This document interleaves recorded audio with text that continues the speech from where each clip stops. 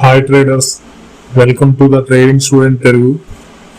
ఈరోజు ఎలా అనిపించింది మార్కెట్ అందరికి? నాకైతే చాలా బాగా అనిపించింది.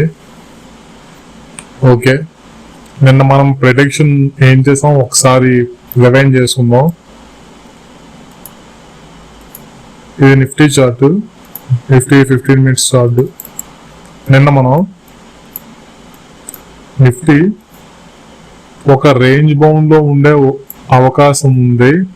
ఎప్పుడైతే ఒక రేంజ్ బౌండ్ నుంచి బ్రేక్ అవుతుందో బయింగ్ వెళ్ళే అవకాశం ఉంది, అది కూడా సెకండ్ హాఫ్ లో అని నిన్న క్లియర్ గా చెప్పడం జరిగింది. ఓకేనా అండి? మార్కెట్ రేంజ్ బౌండ్ ఉండబోతుంది. ఒకవేళ ఆఫ్టర్నూన్ మాత్రం ఖచ్చితంగా సెకండ్ హాఫ్ లో బ్రేక్ రాబోతుందని క్లియర్ గా మాట్లాడడం జరిగింది. అలాగే బ్యాంక్ నిఫ్టీ కూడా సేమ్ అండి. బ్యాంక్ నిఫ్టీలో కూడా నేను బయింగ్ ఇంట్రెస్టెడ్ ఉన్నాను. ఎప్పుడైతే ప్యాటర్న్స్ కానీ ఏదైనా ఫామ్ అవుతాయో అప్పుడు నేను ఎంట్రీ తీసుకుంటానని నేను క్లియర్ గా చెప్పాను. ఒకసారి కావాలంటే ఎస్టర్డే వీడియో పైన కార్డ్స్ లో పెడతాను, ఒకసారి చెక్ చేయండి. సెకండ్ హాఫ్ లో నాకు మంచి ఆపర్చునిటీ దొరికింది. మా మార్కెట్ కూడా ర్యాపిడ్ గా వెళ్ళిపోయింది. అండ్ ఓకే, నేను ఇవాళ నిఫ్టీలో ఎంట్రీ తీసుకున్నాను. అది ఎలాగో మీకు ఇప్పుడు చూపిస్తాను, ఒకసారి చూడండి.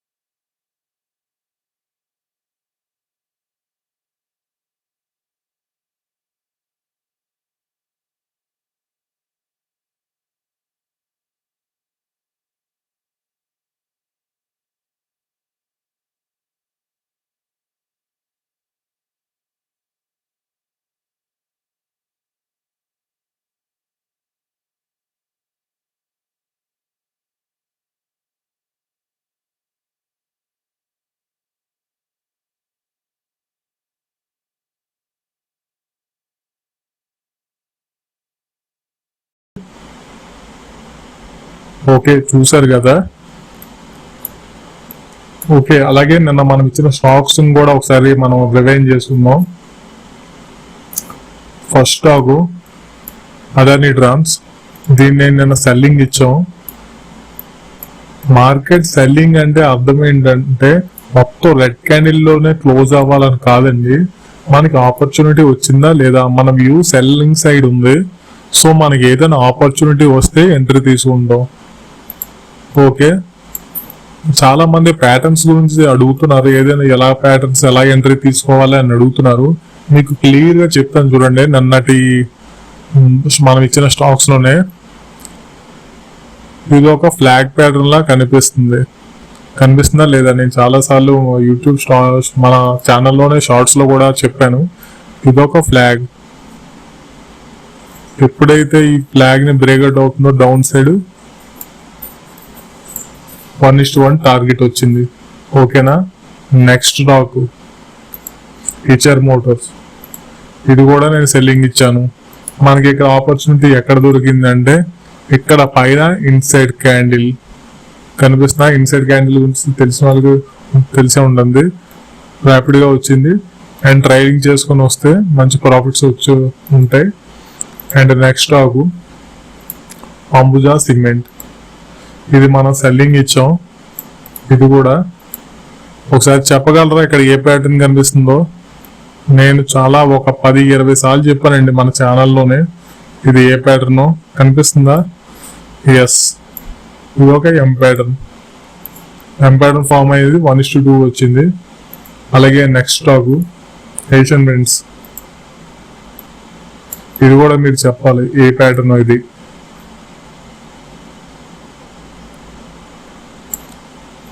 కనిపిస్తుంది కదా క్లియర్ గా?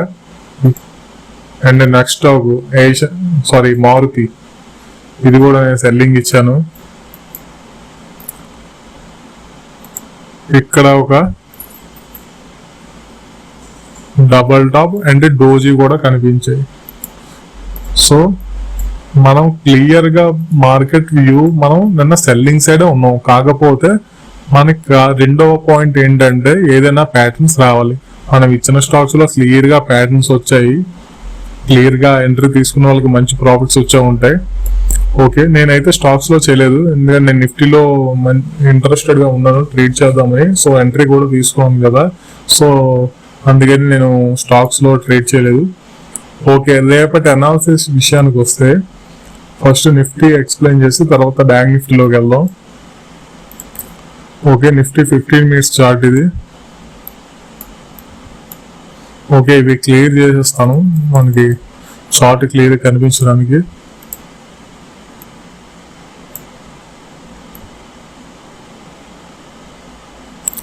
రేపటి రెసిస్టెంట్ విషయానికి వస్తే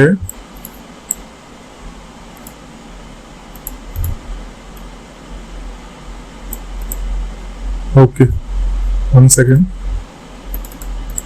రేపు అనాలిసిస్ విషయానికి వస్తే నిఫ్టీకి ప్రజెంట్ నెక్స్ట్ రెసిస్టెంట్ 17,670 అలాగే 17,730. ఈ రెండు ఒక రేంజ్ లో తీసుకోండి. దయచేసి ఈ రేంజ్ లో ఎవరు ట్రేడ్ చేయొద్దు, ఎందుకంటే ఈ రేంజ్ లో ట్రేడ్ చేసి ట్రాప్ లో చిక్కుంటారు చాలా మంది, ఫాల్స్ బ్రేక్అవుట్ వస్తూ ఉంటాయి. సో ఇందులో తీసుకోవద్దు. రేపు మార్కెట్ లో నిఫ్టీ బయింగ్ వెళ్దామా సెల్లింగ్ వెళ్దామా అని అనుకుంటే నేనైతే రేపు సెల్లింగ్ ఇంట్రెస్టెడ్ ఉన్నానండి. రేపు సెల్ సైడ్ వెళ్దాం. కానీ మార్కెట్ ఏ సినారియోస్ అంటే మార్కెట్ ఫ్లాట్ గా ఓపెన్ అయినా కొంచెం గ్యాప్ అప్ ఓపెన్ అయినా ఈ జోన్ లో అంటే 17,670 బిలో మాత్రమే ఏదైనా సెల్లింగ్ ప్యాటర్న్ వస్తే సెల్ చేస్తాను. ఓకేనా అండి, క్లియర్ గా అర్థమైంది కదా.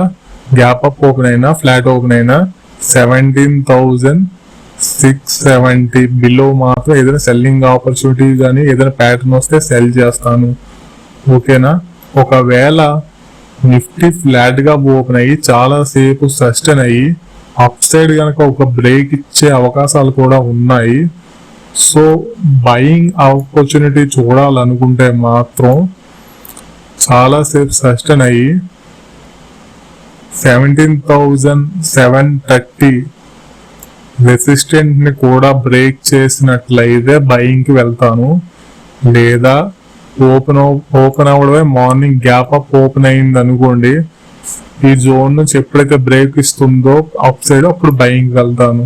లేకపోతే బయింగ్ అంత ఇంట్రెస్టెడ్ లేను నేను. ఒకవేళ గ్యాప్ డౌన్ కనుక ఓపెన్ అయింది అనుకోండి నేను వదిలేస్తాను. గ్యాప్ డౌన్ కనుక ఓపెన్ అయిందంటే మనం సెల్లింగ్ అనుకున్నాం, హ్యూజ్ గా గ్యాప్ డౌన్ ఓపెన్ అయింది అనుకుంటే నియర్ బై మన సపోర్ట్ ధర ఇంకా కిందకి వెళ్ళడానికి స్కోప్ లేదు కదా, ఇంకా అవాయిడ్ చేసేయడమే మంచిది. ఓకే, సపోర్ట్ విషయానికి వస్తే 17,400 ఇదే సపోర్ట్ కింద ఉంటుంది రేపటికి.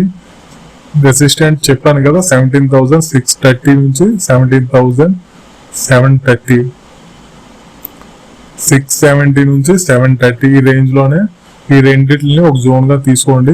బయింగ్ ఆపర్చునిటీ చూడాలంటే దీని పైన చూడండి, లేదా సెల్లింగ్ ఆపర్చునిటీ చూడాలనుకుంటే బిలో 670 బిలో మాత్రం ఏదైనా ప్యాటర్న్ వస్తే బై చేయండి. కానీ ఇంకొక విషయం మీరు జాగ్రత్తగా గుర్తుంచుకోవాలి, మార్కెట్ గనక ఒక రేంజ్ లోనే సస్టైన్ అవుతుంది అనుకోండి, మీకు ఆటోమేటిక్ గా అర్థమైపోవాలి మార్కెట్ బ్రేక్ చేయడానికి రెడీగా ఉందని. సో అలాంటప్పుడు బయింగ్ వైపు ఉండండి, ఎట్టి పరిస్థితుల్లో సెల్లింగ్ వైపు ఉండొద్దు. కానీ చెప్పలేము, మార్కెట్ కనుక చాలాసేపు సస్టైన్ అయితే మాత్రం ఖచ్చితంగా అప్ సైడ్ మూవ్మెంట్ వస్తుంది, బ్రేక్ ఇచ్చే మూవ్మెంట్ వస్తుంది. కానీ గ్యాప్ డౌన్ ఓపెన్ అయితే మాత్రం గ్యాప్ అప్ ఓపెన్ అయ్యి మన రెసిస్టెంట్ కింద మాత్రం ఏదైనా ప్యాటర్న్ చేస్తే సెల్లింగ్ వైపు కూడా మంచిది. నేనైతే రేపు మోస్ట్లీ సెల్లింగ్ వైపు ఉండడానికి ప్రయత్నిస్తాను, నా వ్యూ కూడా సెల్లింగ్ వైపే ఉంది. ఓకే, బ్యాంక్ నిఫ్టీ కూడా ఒకసారి చెక్ చేసేద్దాం. బ్యాంక్ నిఫ్టీ కూడా సపోర్ట్ అండ్ రెసిస్టెంట్స్ ఒకసారి గీసుకుందాం క్లియర్ గా.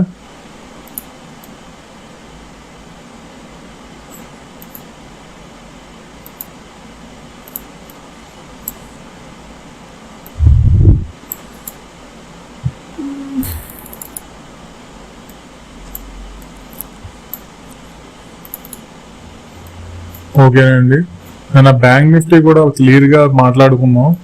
ఏంటంటే 1 సెకండ్,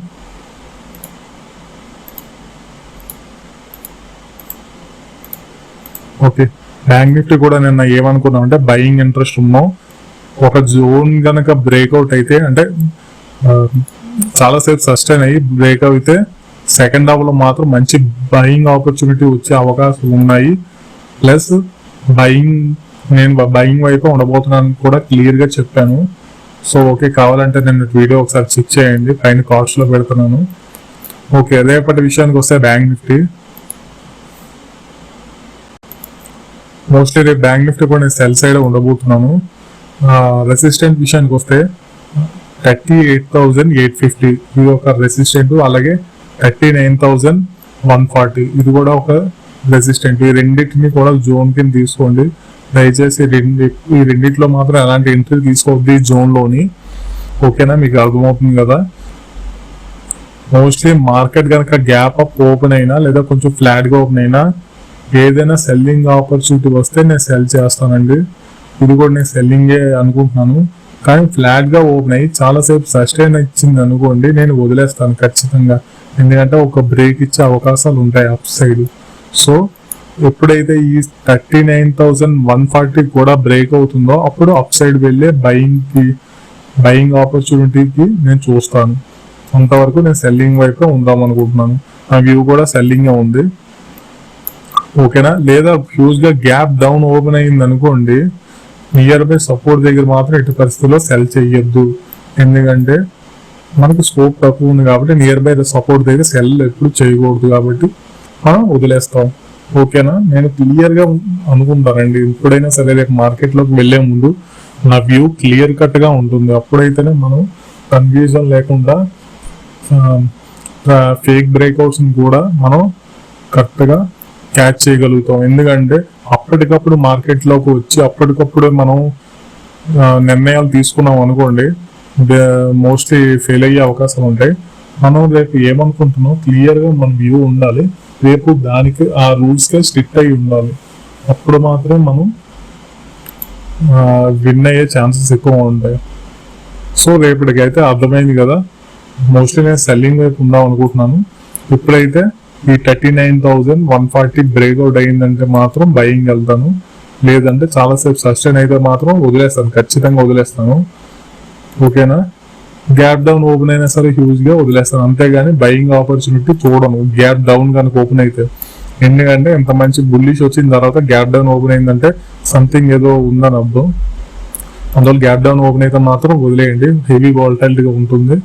ఫ్లాట్ గా ఓపెన్ అయితే మాత్రమే, గ్యాప్ అప్ ఓపెన్ అయితే మాత్రం సెల్లింగ్ వైపు ఉండండి. ఓకేనా, బయింగ్ వైపు అయితే తెలుసు కదా, మన లెవెల్ పైన అయితేనే బయింగ్ చూడండి. ఓకే, ఇంకొక విషయం ఏంటంటే నాకు వీడియో ఎడిటింగ్ అది అంత పర్ఫెక్ట్ గా రాదండి. నేను ఏదో OBS సాఫ్ట్వేర్ యూజ్ చేస్తున్నాను.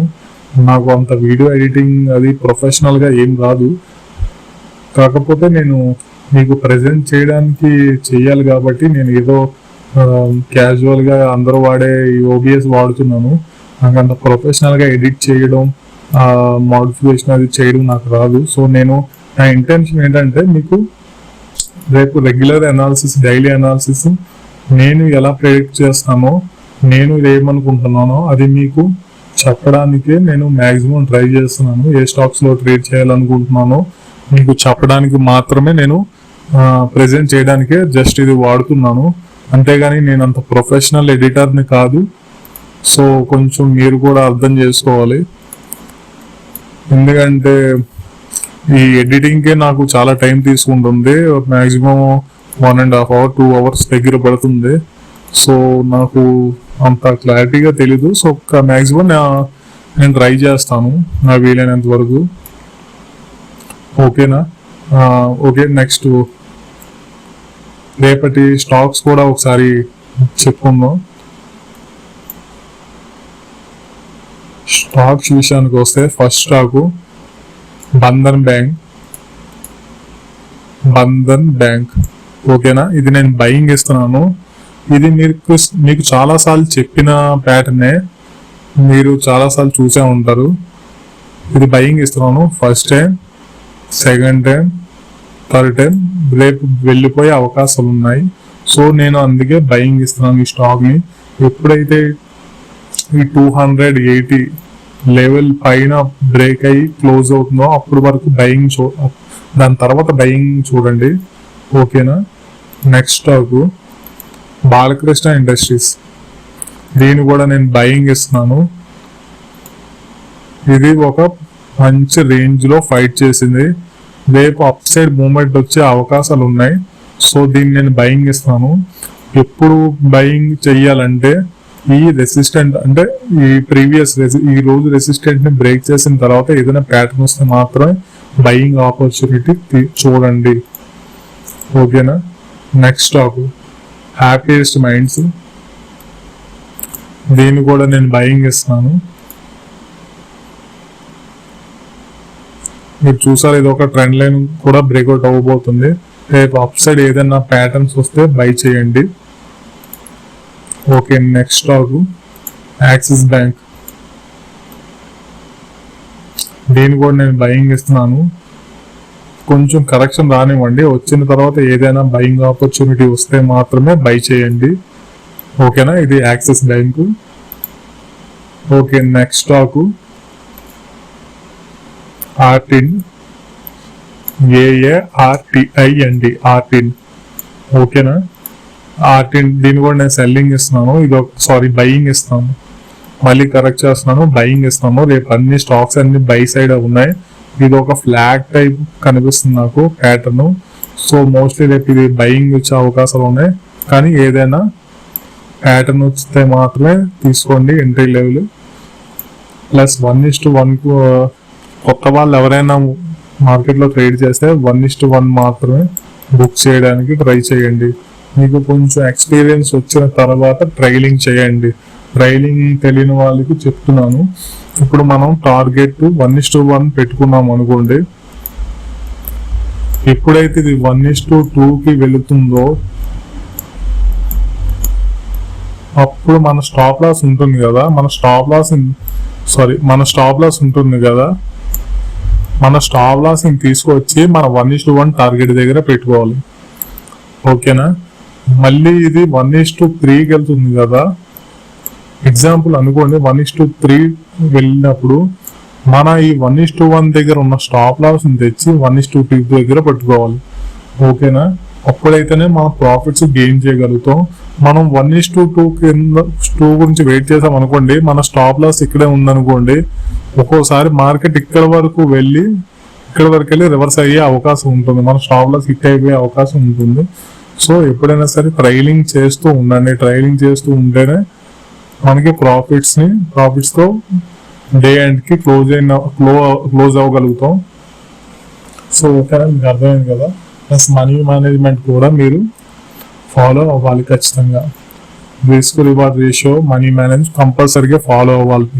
ఫాలో అయితేనే మనం ఇందులో సస్టైన్ అవ్వగలమండి. లేకపోతే ఏదో మనకి నచ్చినట్టుగా ఇన్ని స్టాక్స్ కొనేసి మనకి నచ్చిన షేర్లు కొనేస్తే మాత్రం ఖచ్చితంగా ఒక రోజు ఏదో లక్కీగా మనకి ప్రాఫిట్ రావచ్చేమో, కానీ మోస్ట్లీ అలాగా చేస్తే ఫెయిల్ అయ్యే అవకాశాలు ఎక్కువ ఉన్నాయి. ఎక్కువ కాలం మనం మార్కెట్ లో సస్టైన్ అవ్వడానికి ట్రై చేయాలి. ఏదో ఒక్క రోజులో సంపాదించేద్దాం, ఒక్క రోజులో పొడిచేద్దాం అని రాకూడదు. మార్కెట్లో ఎప్పుడైనా సరే లాంగ్ టర్మ్ కోసం రావాలి. ఎక్కువ రోజులు ఇందులో సస్టైన్ అవ్వగలగాలంటే మన దగ్గర క్యాపిటల్ ఉండాలి. ఫస్ట్ మన క్యాపిటల్ ని మనం ప్రొటెక్ట్ చేసుకుంటూ తర్వాత ప్రాఫిట్స్ గురించి ఆలోచించాలి. మోస్ట్లీ 1 మంత్ కొత్తగా మార్కెట్లోకి వచ్చిన వాళ్ళు మోస్ట్లీ 1 మంత్ వరకు ఏమి సంపాదించకపోయినా పర్వాలేదు, డైలీ ట్రేడ్ చేస్తూ, కానీ వాళ్ళ క్యాపిటల్ మాత్రం తగ్గకుండా అదే రేంజ్ మెయింటైన్ చేసుకుంటూ వచ్చారంటే మోస్ట్లీ వాళ్ళు సక్సెస్ అయిపోయినట్టే అర్థం అండి. ఎందుకంటే స్టార్టింగ్ లో చాలా కష్టం, ఈ గ్రీడీ ఫోమో ఇవన్నీ వచ్చేస్తాయి. సో మన క్యాపిటల్ ని గ్రో చేయకపోయినా పర్లేదు, కానీ క్యాపిటల్ పోగొట్టుకోకుండా మంత్ ఎండింగ్ కి మనం ఉంచగలిగితే మాత్రం మన సక్సెస్ రేషియో పెరిగినట్టే నా ఉద్దేశంలో. ఓకేనండి, మీకు అర్థమైంది అనుకుంటాను. మోస్ట్లీ రేపు Nifty bank Nifty cell side ఉండబోతున్నాను. ఎదర్ అప్ సైడ్ కనుక బ్రేక్అవుట్ వస్తే బయింగ్ వెళ్దాం, లేదంటే సెల్లింగ్ వైపు ఉండబోతున్నాం. ఓకే, మీకు అర్థమైంది అనుకుంటాను. రేపు కలుద్దాం మళ్ళీ. బాయ్.